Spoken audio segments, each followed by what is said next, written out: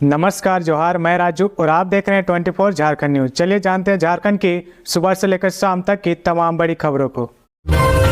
झारखंड में कड़ाके की ठंड, स्कूली बच्चों की तबीयत हो रही खराब। झारखंड में मौसम का मिजाज बदला बदला सा है। कड़ाके की ठंड के बीच घने कोहरे पड़ रहे हैं। ठंड व मौसम में बदलाव के कारण बच्चों की तबीयत खराब हो रही है। इसके बाद भी राज्य के स्कूलों में ना तो समय में बदलाव किया गया और ना ही छुट्टियां दी गई। झारखंड अभिभावक संघ ने शिक्षा विभाग के प्रधान सचिव व राज्य के सभी डीसी को पत्र लिखकर स्कूलों के समय में बदलाव करने व छुट्टी किए जाने की मांग की गई है। संघ के अध्यक्ष अजय राय ने पत्र में लिखा कि राजधानी रांची में बीते कई दिनों से कड़ाके की ठंड पड़ रही है। इससे छोटे बच्चों की तबीयत बिगड़ रही है। इसके बाद भी स्कूल द्वारा ना तो समय में बदलाव किया गया और ना ही छुट्टी दी गई। उन्होंने ठंड को देखते हुए स्कूलों के समय में बदलाव करने व परिस्थिति को देखते हुए स्कूलों में छुट्टी करने की मांग की है।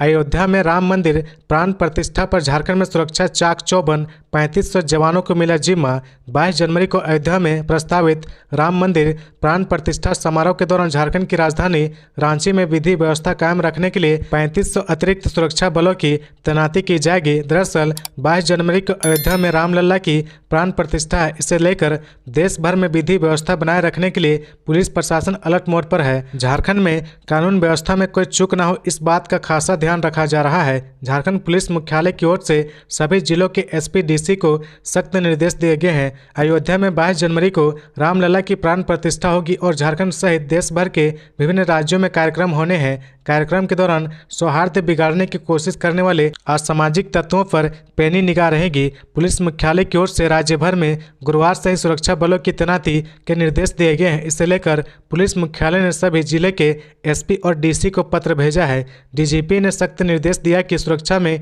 किसी भी प्रकार की चूक ना हो, यह सुनिश्चित किया जाए कि मुख्यालय की ओर से जारी आदेश के मुताबिक 18 से 22 जनवरी तक राज्य भर में सुरक्षाकर्मी तैनात रहेंगे। धनबाद में इनकम टैक्स के छापेमारी दूसरे दिन भी जारी। अब तक 3 करोड़ रुपए मिले। ज्वेलरी और लॉकर का पता चला। झारखंड के धनबाद में आयकर विभाग की छापेमारी दूसरे दिन भी जारी है। बुधवार को शुरू हुई छापेमारी गुरुवार को भी जारी रही। इस दौरान इनकम टैक्स की टीम ने कुल 3 करोड़ रुपए की नकदी बरामद की है। बता दें कि जिले के बड़े कोयला कारोबारी अनिल गोयल के लकी कोक इंडस्ट्री और लकी कोक मैन्युफैक्चरिंग सहित विवेक पोद्दार के वसुधा औद्योगिक ठिकानों पर गुरुवार को भी छापेमारी जारी है।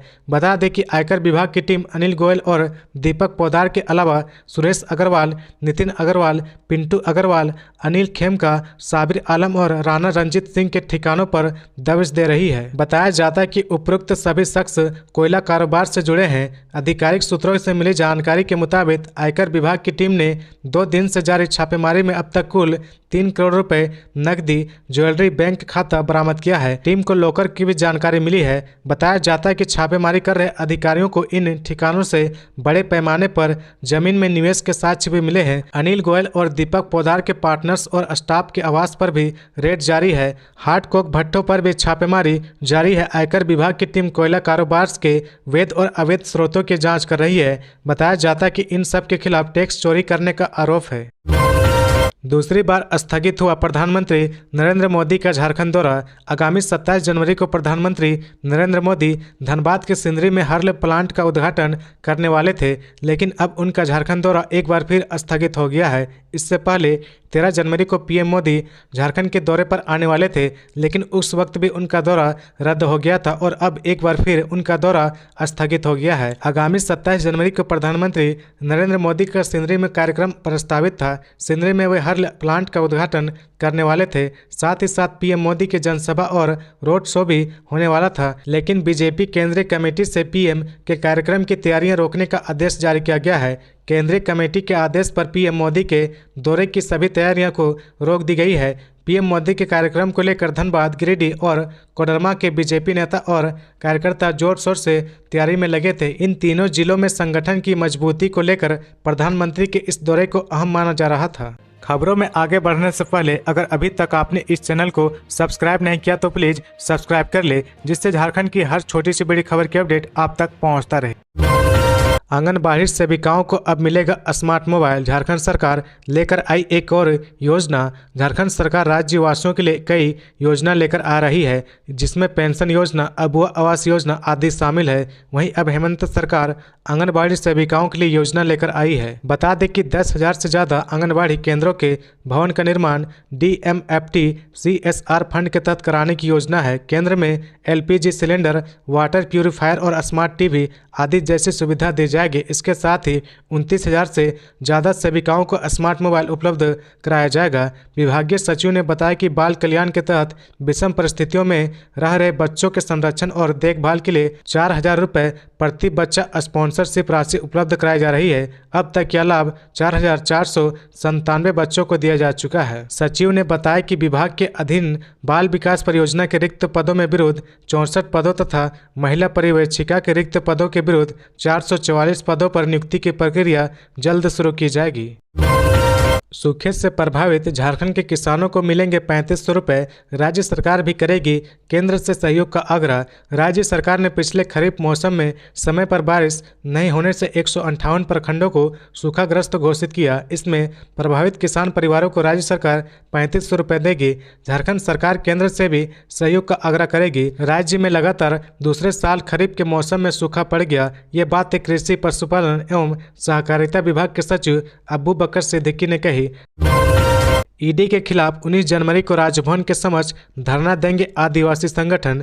20 जनवरी को मुख्यमंत्री हेमंत सोरेन ईडी को अपने सरकारी आवास पर बयान देंगे। वहीं दूसरी ओर झारखंड मुक्ति मोर्चा ने ईडी के खिलाफ विरोध प्रदर्शन शुरू कर दिया है। एक और झामुमो की ओर से बुधवार को साहिबगंज बंद किया गया। वहीं राजधानी रांची में आदिवासी संगठन 19 जनवरी को राजभवन के समक्ष धरना देंगे। झामुमो के महासचिव सुप्रियो भट्टाचार्य ने कहा कि ईडी के पक्षपातपूर्ण कार्रवाई के खिलाफ राज्य की जनता में भारी आक्रोश है। यह आक्रोश अब विरोध प्रदर्शन के रूप में निकल रहा। उन्होंने कहा कि हर जिले में लोग आक्रोशित हैं। केंद्रीय सरना समिति के अध्यक्ष अजय तिर्की ने कहा कि ईडी की कार्रवाई के खिलाफ आदिवासी संगठनों में भारी आक्रोश है। एक आदिवासी मुख्यमंत्री जो जनता के लिए शांति से काम कर रहा है, उसे अस्थिर करने की साजिश रची जा रही है। हम लगातार सभी संगठनों के साथ बैठक कर रहे हैं। 19 जनवरी को राजभवन के समक्ष 1 दर्जन से अधिक आदिवासी संगठनों से जुड़े लोग धरना प्रदर्शन करेंगे।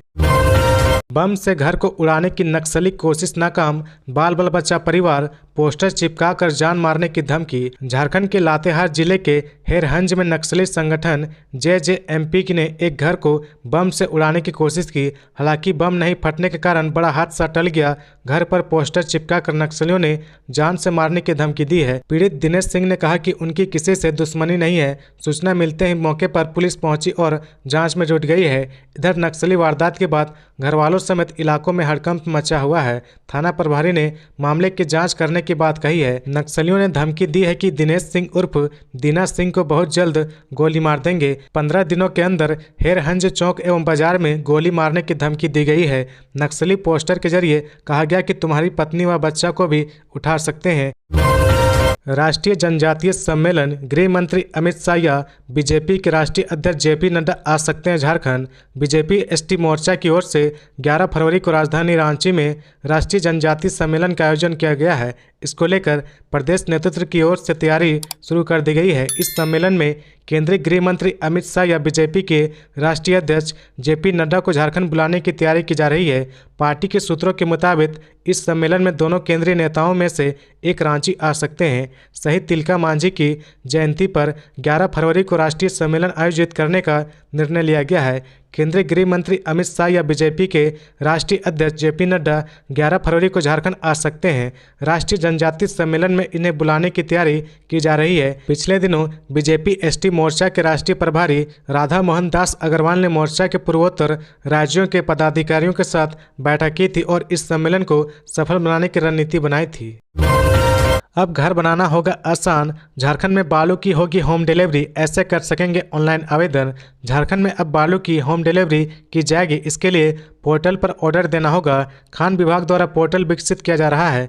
पोर्टल पर ऑर्डर मिलने के 48 घंटे में आपूर्ति की जाएगी। खान एवं भूतत्व विभाग के सचिव अब्बू बकर सिद्दीकी ने बताया कि तेलंगाना की तर्ज पर राज्य में बालू की होम डिलीवरी की व्यवस्था की जा रही है। इसके लिए झारखंड खनिज विकास निगम द्वारा सैंड टैक्सी पोर्टल को मार्च 2024 तक लागू किया जाएगा। बालू पहुंचाने के लिए इस पोर्टल पर ट्रैक्टर मालिकों का पंजीकरण किया जाएगा। पंजीकृत ट्रैक्टर वाहनों के मालिक उपभोक्ताओं को बालू का ऑर्डर देने के 2 दिन के अंदर बालू गंतव्य स्थान तक पहुंचाया जाएगा। अब तक राज्य के 216 बालू घाटों के लिए निविदा प्रक्रिया के तहत LOI कर दिया गया है, जबकि 135 घाटों की निविदा प्रक्रियाधीन है। सचिव ने बताया कि राज्य के कोयला खदान के अतिरिक्त 14 खनिज ब्लॉक नीलामी के लिए तैयार किया गया है। 2023-24 में कुल 3 कोयला खदानों की नीलामी की गई है। झारखंड में पहली बार कुल 351 बालू घाटों की नीलामी की प्रक्रिया शुरू की गई है। खान एवं भूतत्व विभाग के सचिव अब्बू बकर सिद्दीकी ने बताया कि गैर कोयला खदानों में अभी तक कुल 10 खनिज ब्लॉक खदानें नीलाम की जा चुकी है। इसमें लौह, स्वर्ण, चूना पत्थर और बॉक्साइट आदि की खदानें हैं। झारखंड के स्वास्थ्य मंत्री ने खुद से नियुक्त किया सचिव, अपने लेटर पैड पर जारी किया आदेश। सियासी हंगामा। राज्य के स्वास्थ्य मंत्री बन्ना गुप्ता ने खुद से ही राष्ट्रीय स्वास्थ्य मिशन झारखंड के अभियान निदेशक आलोक त्रिवेदी को स्वास्थ्य सचिव नियुक्त कर दिया है।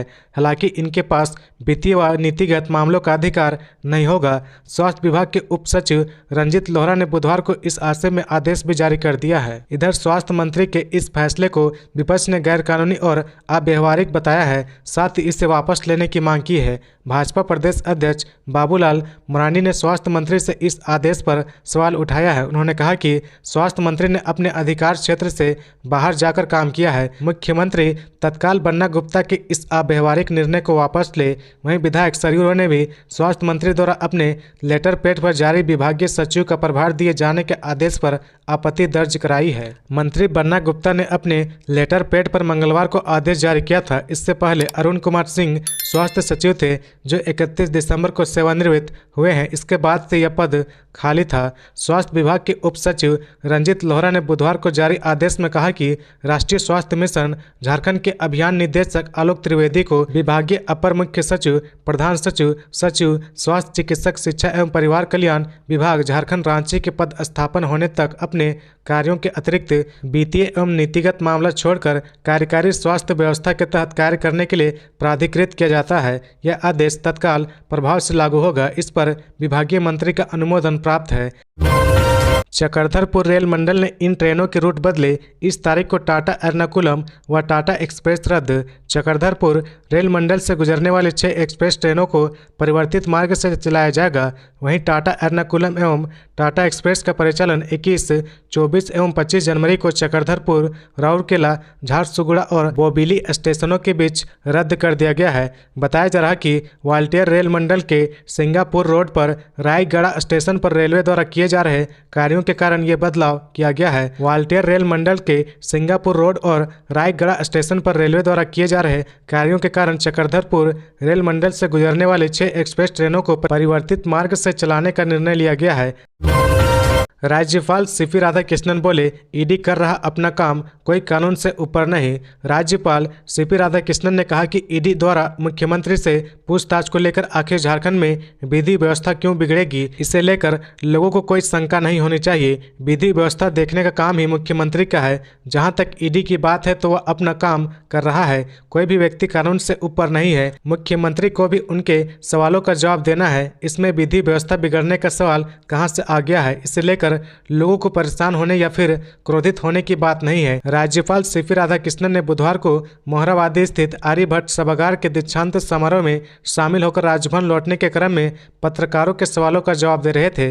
राज्यपाल ने कहा कि कानून सबके लिए बराबर है, प्रधानमंत्री तक को जवाब देना पड़ रहा है। लीडर बनने के लिए कानून का पालन करना ही होगा। अयोध्या में राम मंदिर निर्माण के सवाल पर राज्यपाल ने कहा कि यह किसी हिंदू या मुस्लिम का नहीं, बल्कि यह हम सभी भारतीयों का है। यह हमारी संस्कृति को भी दर्शाता है। इस मंदिर के निर्माण से भारतीय संस्कृति को पुनः स्थापित करने का कार्य किया जा रहा है, जो वर्षों पहले विध्वंस हो गया था। एक अन्य सवाल के जवाब में राज्यपाल ने कहा कि प्राइवेट विश्वविद्यालय पैसे कमाने वाली संस्था नहीं होनी चाहिए। जो भी नियम कानून है विश्वविद्यालय को पालन करना ही होगा। झारखंड में उच्च शिक्षा के स्तर को और ऊपर उठाने की जरूरत है। लोकसभा चुनाव के लिए झारखंड में बीजेपी की तैयारी। 16 फरवरी को दिल्ली में तय होगा सांसदों का टिकट। फरवरी के दूसरे सप्ताह में भारतीय जनता पार्टी की राष्ट्रीय परिषद की बैठक नई दिल्ली में होगी।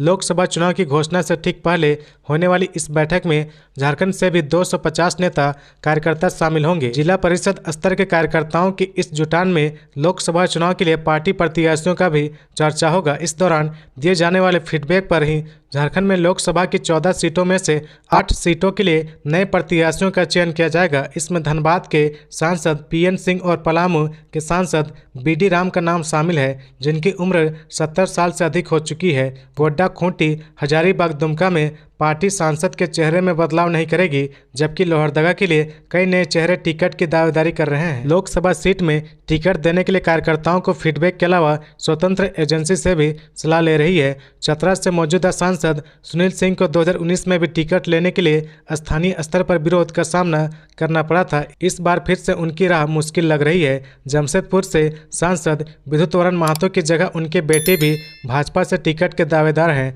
वहां से पार्टी किसी अन्य पर दांव लगा सकती है। रांची के सांसद संजय सेठ की सक्रियता क्षेत्र में रहती है, लेकिन राजनीतिक माहौल में स्थानीयता के मुद्दे के हावी होने से उनके टिकट में भी परेशानी हो सकती है। रांची के पांड्रा से कांके रोड तक बनने वाले 4 लेन के लिए शुरू होगा भू अर्जन। राजधानी रांची के पांड्रा से कांके रोड तक बनने वाली 4 लेन सड़क के लिए भू अर्जन की कार्रवाई जल्द शुरू होगी। अभी भू अर्जन की प्रक्रिया रुकी हुई थी, अब रैयतों के मुआवजा भुगतान के लिए राशि मिल गई है। ऐसे में भू अर्जन का काम तेजी से होगा। रैयतों के बीच करीब 150 करोड़ रुपए का वितरण करना है। इसमें से 75 करोड़ रुपए पथ निर्माण विभाग ने दे दिया है। इस तरह अब जमीन लेकर काम शुरू कराने की दिशा में कार्रवाई की जाएगी। जानकारी के मुताबिक इस सड़क के लिए 3 माह पहले टेंडर भी जारी कर दिया गया था, लेकिन भू अर्जन का कार्य लंबित होने की वजह से इसका टेंडर फाइनल नहीं किया जा सका था। अब इसका टेंडर भी फाइनल हो सकेगा। यह सड़क पूरी तरह से नई ग्रीन फील्ड होगी या इनर रिंग रोड का हिस्सा है। इनर रिंग रोड परियोजना का पहला चरण यही सड़क है। इसके बन जाने से गाड़ियां 15 से 20 मिनट में पांड्रा से कांके रोड पहुंच जाएगी। यह सड़क 900 सहित अन्य गांवों को जोड़ते हुए कांके रोड पहुंचेगी। सड़क निर्माण से नागरिकों की पुरानी मांग भी पूरी हो सकेगी। पेरिस ओलंपिक का टिकट पक्का करने के इरादे से उतरेगी टीम इंडिया। रांची में FIH विमेंस ओलंपिक क्वालिफायर खेला जा रहा है। टूर्नामेंट में गुरुवार को सेमीफाइनल है। फाइनल में जगह बनाने के लिए भारत का मुकाबला जर्मनी के साथ होगा। मुकाबला शाम 7:30 बजे से मारमगांव के जयपाल सिंह मुंडा अंतर्राष्ट्रीय हॉकी स्टेडियम में खेला जाएगा। गुरुवार की जीत भारतीय टीम के लिए पेरिस ओलंपिक का रास्ता खोल देगी। भारत अगर जर्मनी को हरा देता है तो सीधे फाइनल में प्रवेश करेगा। वहीं टीम के कोच यानेक सोपमेन ने कहा कि जर्मनी के पास बहुत सारे अच्छे खिलाड़ी हैं, वहीं हमारे पास एक गुणवत्तापूर्ण टीम है जिसने दिखाई है कि वह अच्छा प्रदर्शन कर सकते हैं। टूर्नामेंट के पहले मैच में हार के बाद हमने वापसी किया और साबित भी किया कि हम ओलंपिक में जगह बनाने से एक गेम दूर है। वहीं भारतीय महिला हॉकी टीम की कप्तान सविता पुनिया ने कहा कि हमारा आक्रामक खेल काफ़ी अच्छा है। जर्मनी अच्छी टीम है, इसलिए हमें अपने प्रदर्शन को टॉप पर रखना होगा।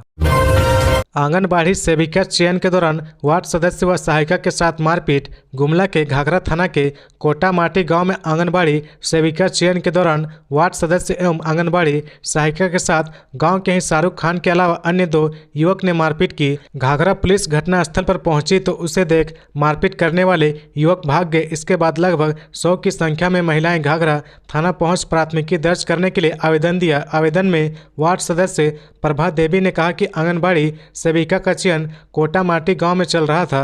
ग्राम सभा के लिए सैकड़ों लोग मौजूद थे। इस दौरान गांव के शाहरुख खान के अलावा 2 अन्य युवक ग्राम सभा स्थल पर आकर हल्ला गुल्ला करने लगे। इस पर प्रभा देवी ने उक्त तीनों युवक को शांत रहने की बात कही। इसके बाद तीनों युवक ने अभद्र तरीके से जाति सूचक गाली देते हुए मुझे मारने लगे। ईडी ने कैबिनेट सचिव वंदना दादेल को दिया जवाब। कहा, केंद्र ने दी है कानूनी शक्तियां, आपको कारण जानने का हक नहीं। केंद्र सरकार ने कानून व्यवस्था बनाकर प्रवर्तन निदेशालय के जांच अधिकारी को कानूनी शक्तियां दी है।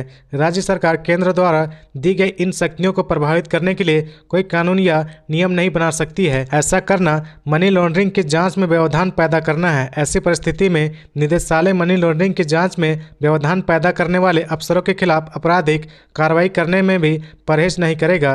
प्रवर्तन निदेशालय ने कैबिनेट विभाग की प्रधान सचिव वंदना दादेल द्वारा ईडी को भेजे गए पत्र में उठाए गए बिंदुओं पर भेजे गए जवाबी पत्र में इन बातों का उल्लेख किया गया है। ईडी ने उस अधिकारी का नाम भी जानना चाहा जिसके कहने पर प्रधान सचिव ने ईडी को भेजे गए पत्र पर हस्ताक्षर किए। ईडी ने अपने जवाबी पत्र में वंदना दादेल की भूमिका पर सवाल उठाते हुए जानना चाहा कि उन्होंने किस कानून और नियम के तहत पीएमएलए के तहत जारी संवेदनशील जांच के सिलसिले में जांच अधिकारी से सूचना मांगी है। साथ ही आईपीएस अधिकारी नौशाद आलम, साहिबगंज के उपायुक्त रामनिवास, डीएसपी राजा मित्रा, वैभव और अवधेश कुमार को समन भेजने का कारण और आधार जानना चाहा है। ईडी ने पत्र में कहा कि समन आपको नहीं भेजे गए हैं, इसलिए आपको इसका कारण जानने का कोई कानूनी अधिकार नहीं है। जांच अधिकारी ने पीएमएलए द्वारा दी गई शक्तियों का इस्तेमाल करते हुए संबंधित व्यक्तियों के समन भेजा है। आपको इसमें हस्तक्षेप करने का कोई कानूनी अधिकार नहीं है। पीएमएलए के जांच अधिकारी को भी इस सिलसिले में आपको सूचना देने का कानूनी अधिकार नहीं है, न ही आपको इससे संबंधित सूचना मांगने का है। कतरास में मजदूरों के 2 गुटों में खूब चले पत्थर, जमकर हुई मारपीट। धनबाद के जोगता थाना अंतर्गत तेतुलमुड़ी कोल डंप में मजदूरों के 2 गुटों के बीच बुधवार को जमकर मारपीट व पत्थरबाजी हुई, जिसमें घंटों तक भागदौड़ का माहौल बना रहा। घटना में दोनों पक्षों के कई लोगों को चोटें आई। बताया जाता है कि तेतुलमुड़ी स्थित कोल डंप में मजदूरों का 2 खेमा है। दोनों खेमा का नेतृत्व स्थानीय नेता करते हैं। आरोप है कि एक खेमा के मजदूरों को कई दिनों से काम नहीं मिल रहा था तथा मजदूरी भी आधी मिल रही थी, जबकि दूसरे खेमा के मजदूरों को बराबर काम मिल रहा था। गाड़ियों का लोडिंग भी बराबर किया जा रहा था। इसी को लेकर काम नहीं मिलने वाले मजदूर खेमा अनिश्चितकाल धरने पर बैठ गए, जिसका विरोध करते हुए दूसरे गुट पीछे से आकर मारपीट करने लगे। इसी क्रम में दोनों ओर से पत्थरबाजी हुई। तो ये थी आज की झारखंड की टॉप बड़ी खबरें। इसी तरह झारखंड की हर छोटी सी बड़ी खबर देखने के लिए आप हमारे चैनल 24 झारखंड न्यूज को सब्सक्राइब करके बेल आइकन प्रेस कर ले, जिससे झारखंड की हर छोटी सी बड़ी खबर की अपडेट आप तक पहुंचता रहे। तो आज के लिए बस इतना ही। हमें दीजिए इजाजत, फिर मिलते हैं नेक्स्ट न्यूज में।